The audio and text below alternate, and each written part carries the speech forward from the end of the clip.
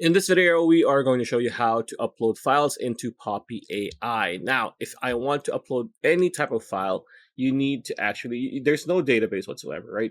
You need to open the specific board that you want to upload that file to. So what does that mean? For example, I want to upload files here in Purple Narwhal. So open Purple Narwhal like so.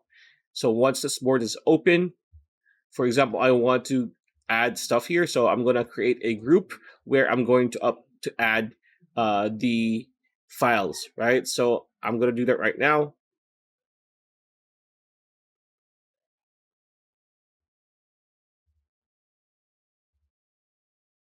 Right. So for example, I'm going to add this video over here and add it here.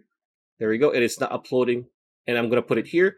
Now, once this is uploaded, this is going to be part of group one, right? So if I open a new chatbot and connect it here to group one, and I say, summarize what the video on group one is about, give me a short paragraph as a prompt here, it's going to do so. So wait for it to load. It's going to process the video, but that is practically how, as you can see here, it's a raw file of our videos.